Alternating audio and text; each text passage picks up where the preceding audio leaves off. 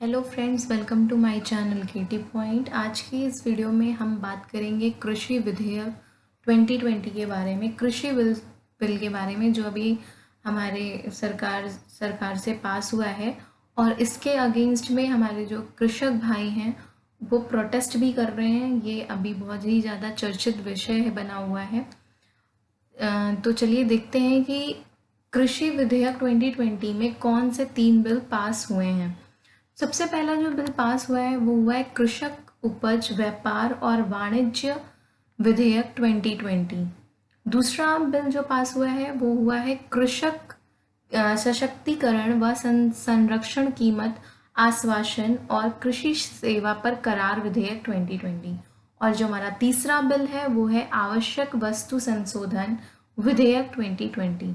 चलिए इससे डिटेल से जानते हैं कि इन बिलों में क्या प्रावधान रखे गए हैं कृषकों के लिए।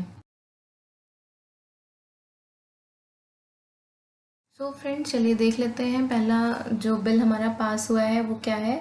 कृषक उपज व्यापार और वाणिज्य विधेयक 2020, the farmers produce trade and commerce promotion and facilitation ordinance 2020। इस बिल में सरकार की तरफ से कृषक भाइयों के लिए क्या प्रावधान रखे गए हैं उसको हम यहाँ पर समझते हैं। तो इस बिल में जो सरकार की तरफ से किसान भाइयों के लिए प्रावधान रखे गए हैं वो हैं, किसान अपनी उपज के लिए स्वतंत्र है, वो कुछ भी उगा सकता है। इस प्रावधान में इस बिल में ये कहा गया है किसान की फसल सरकारी मंडियों में बेचने की जो बाध्यता होती थी वो खत्म कर दी गई है इस बिल के पास होने से। इस बिल में सरकार द्वारा ये बोला गया है कि सरकारी मंडियों में जो किसान अपनी फसल को बेचते थे वो अभी ऑल ओवर इंडिया में कृषक भाई कहीं पर भी जाकर अपनी फसल को बेच सकते हैं। किसान अपनी उपज देश में कहीं भी किसी को भी बेच पाएंगे, ये कहा गया है इस विधेयक में। बेसिकली जो सरकार का कहना है वो है इस बिल को पास करने के पीछे जो मोटो है वो है वन एग्रीकल्चर वन नेशन बनाने की बात कही गई है। इस वन एग्रीकल्चर और वन नेशन की बात करें तो यही चीज़ इस बिल में है कि जो कृषक भाई हैं वो ऑल ओवर इंडिया में कहीं पर भी जाकर अपनी फसल को बेच सकते हैं। इस बिल में और क्या प्रावधान रखे गए हैं किसानों के लिए। खरीदार, जो किसान की फसल को खरीदने वाले खरीदार हैं, खरीदार को 3 दिन के अंदर किसान का पूरा भुगतान करना होगा। इस विधेयक में ये कहा गया है फसल खरीदते ही किसान को देय राशि डिलीवरी रसीद मिल जाएगी। फसल खरीदते ही जो खरीदार होगा या जो भी निजी कंपनियां होंगी वो खरीदेंगी उसी टाइम पर उसे डिलीवरी रसीद प्रोवाइड कर देंगी किसान को। ऐसा प्रावधान इस बिल में रखा गया है। अगर कोई व्यापारिक विवाद होता है, अगर जैसे फसल के लेन देन में या किसी भी चीज़ का किसी भी तरीके का डिस्प्यूट होता है किसानों के साथ, तो इसका जो निपटारा होगा वो 30 दिन के अंदर सरकार द्वारा प्रोवाइड किया जाएगा किसानों को। इस विधेयक में ये सारी चीज़ें सरकार द्वारा किसानों के लिए रखी गई हैं, ये प्रावधान दिए गए हैं।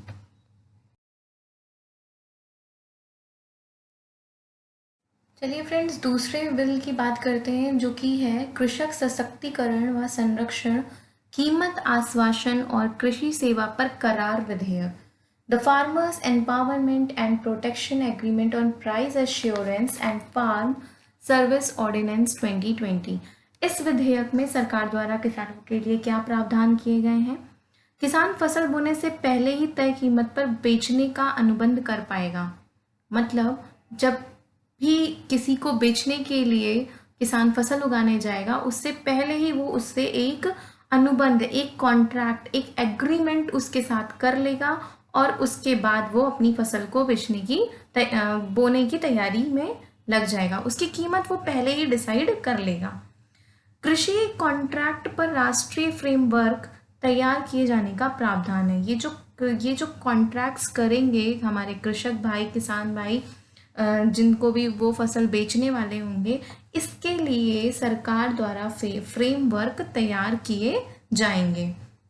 यह विधेयक कृषकों को कृषि फार्मों, प्रोसेसर्स, एग्रीगेटर्स, थोक विक्रेता, निर्यातकों से जोड़ने का काम करेगा। यह बिल हमारे जो किसान भाई हैं उनको कृषि फार्मों से, प्रोसेसर से, एग्रीगेटर से, थोक विक्रेताओं और निर्यातकों से जोड़ने का सीधा काम करेगा।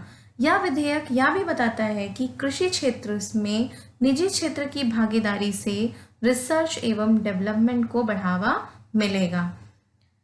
ये सारे प्रावधान इस विधेयक में कहे गए हैं। अनुबंधित किसानों को गुणवत्ता बीज की आपूर्ति सुनिश्चित कराएगा। सरकार कहती है इस विधेयक के पास होने पर कि जो हमारे किसान भाई हैं उनको गुणवत्ता वाले बीज की आपूर्ति भी सुनिश्चित कराई जाएगी। फसल स्वास्थ्य की निगरानी, ऋण की सुविधा व फसल बीमा की सुविधा भी दिलाएगा। सरकार कहती है इस विधेयक के तहत कि जो भी फसल की स्वास्थ्य होगी, मतलब फसल की देखरेख की जो भी सुविधाएं उन किसानों को प्रोवाइड करनी होगी, जो भी ऋण की सुविधा होगी, फसल की बीमा की सुविधा होगी, ये एक प्रावधान भी सरकार द्वारा किसानों को प्रोवाइड कराई जाएगी। सही लॉजिस्टिक सिस्टम और वैश्विक विपणन मानकों पर फसल तैयार करने में भी मदद करेगी सरकार। तो इस बिल में बेसिकली ये सारी बातें कही गई हैं यहाँ किसानों के लिए। चलिए फ्रेंड्स, हम अपने तीसरे बिल की बात करते हैं जो कि है आवश्यक वस्तु संशोधन विधेयक 2020, the essential commodities amendment ordinance 2020। इस बिल में क्या कहा गया है सरकार द्वारा? इस बिल में सरकार द्वारा यह कहा गया है, इस विधेयक में अनाज, दलहन, तिलहन, खाद्य तेल, प्याज, आलू की आवश्यक वस्तुओं की सूची से हटाने का प्रावधान किया गया है। माना जा रहा है कि विधेयक के प्रावधानों से किसानों को सही मूल्य मिल सकेगा। इस विधेयक के जो प्रावधान बने हुए हैं, सरकार का कहना है कि इससे जो कृषक भाई हैं, जो किसान हैं, उनको उनके अनाज के लिए सही मूल्य मिल सकेगा और इससे जो मार्केट की कंपटीशन है वो बढ़ेगी, बाजार में स्पर्धा बढ़ेगी।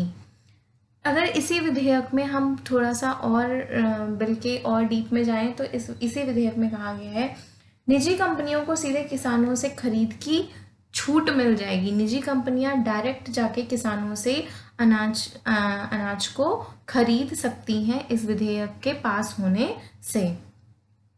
इसी विधेयक में और भी बातें कही गई हैं। किसान क्षेत्रीय मंडियों के बजाय दूसरे प्रदेशों में ले जाकर अपने फसल को बेच सकते हैं और उससे मुनाफा कमा सकते हैं।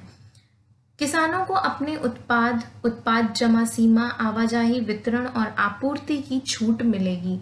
ये सारी बातें इस विधेयक में कही गई हैं। सबसे ज़्यादा प्रोटेस्ट जो है इस बिल के अगेंस्ट में ही है। ये जो कृषि विधेयक बिल था, ये 3 विधेयक जो हैं वो पास हुए हैं और ये सारी चीज़ें इसमें डाली गई हैं, ये प्रावधान इसमें डाले गए हैं।